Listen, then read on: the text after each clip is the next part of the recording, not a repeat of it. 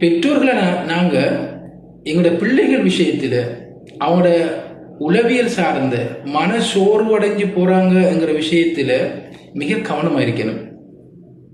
பல சந்தர்ப்பங்களில் இன்று பெற்றோர்களுடைய நடவடிக்கைகள் அல்லது வார்த்தை பிரயோகங்கள் பிள்ளைகளுடைய உள வீழ்ச்சிக்கு காரணமாக அமைஞ்சிருது.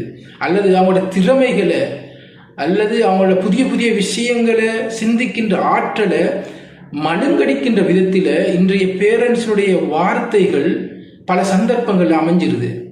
உதாரணத்துக்கு, எங்களோட மகன் அல்லது மகள் வந்து எங்கிட்ட சொல்றாங்க, நான் நாளையிலிருந்து கம்ப்யூட்டர் கிளாஸ் போகிறேன் அப்படின்னு. இந்த நேரத்தில் பல பெற்றோர்கள் என்ன செய்கிறாங்கன்னா, உடனடியாக அவங்க சொல்றாங்க அப்படின்னா, ஓ நீங்க வந்துட்டு போன மாசம் கூட மெட்ஸ் கிளாஸுக்கு போனீங்க, அதை கூட ஒழுங்கா செய்யலை. நீ போன மாசம் கூட இங்கிலீஷ் கிளாஸுக்கு போனா அதை கூட நீ ஒழுங்கா செஞ்சு முடியலை, இப்ப கம்ப்யூட்டர் கிளாஸ் போறா, சும்மா போட்டு. இந்த தொனியில அவங்களோட ரிப்ளை அமையுது.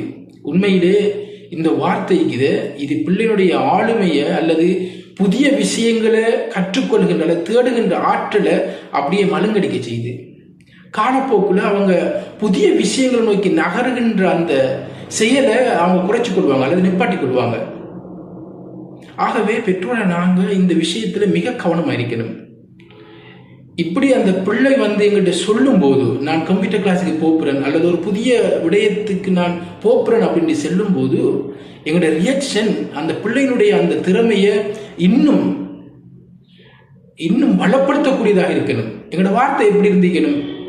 வெரி குட் மகன், வெரி குட் மகள், அப்படித்தான் நீங்க புதிய புதிய விஷயங்களை போகணும்.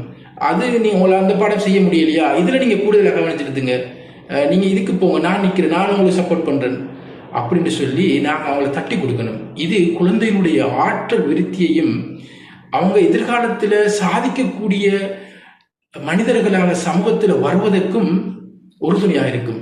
ஆகவே இந்த விஷயத்தில் கவனித்துக் கொள்வோம். குழந்தைகளை நன்றாக பார்த்துக் கொள்வோம்.